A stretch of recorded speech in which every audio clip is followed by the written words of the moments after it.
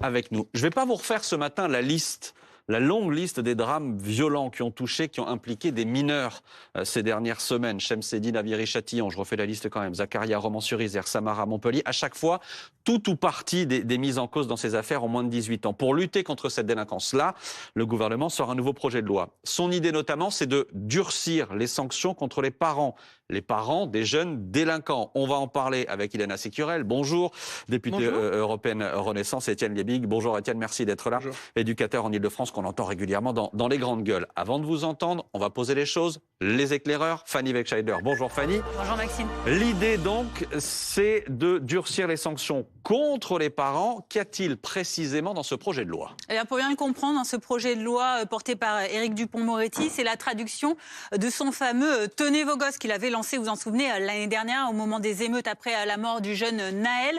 Alors concrètement, ce texte, il a deux volets. Le premier concerne les parents de mineurs délinquants. Il vise à restaurer leur parentalité, c'est-à-dire que si des parents, par exemple, il y a déjà des sanctions qui sont prévues au code pénal, eh bien, si des parents se soustraient donc à leurs obligations légales envers leurs enfants condamnés pour plusieurs crimes et délits, eh bien, les peines encourues passent de actuellement 2 ans de prison et 30 000 € d'amende.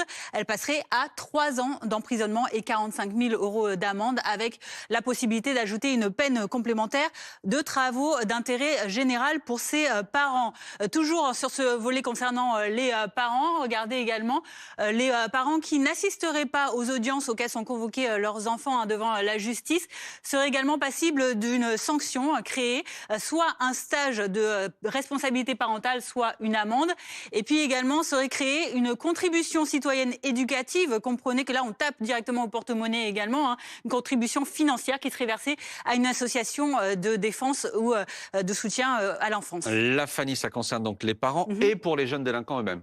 Oui, également. Alors ça, c'est le deuxième volet de ce projet de loi qui, lui, prévoit tout d'abord un contrôle judiciaire renforcé pour renforcer donc les responsabilités pénales de ces jeunes mineurs délinquants, avec la création d'accueils de nuit dans des établissements de protection judiciaire. Et si ces jeunes ne s'y soumettent pas, eh bien, ils risquent d'être envoyés en centre éducatif fermé ou en détention. Et puis, souvenez-vous également, dès fin janvier, dans son discours de politique générale, le Premier ministre Gabriel Attal annonçait également le placement en internat quand un jeune est sur la mauvaise pente, et si les parents le refusaient, eh bien la poursuite tout simplement judiciaire des parents. Merci Fanny. Étienne Liebig, le problème des enfants délinquants, c'est d'abord les parents.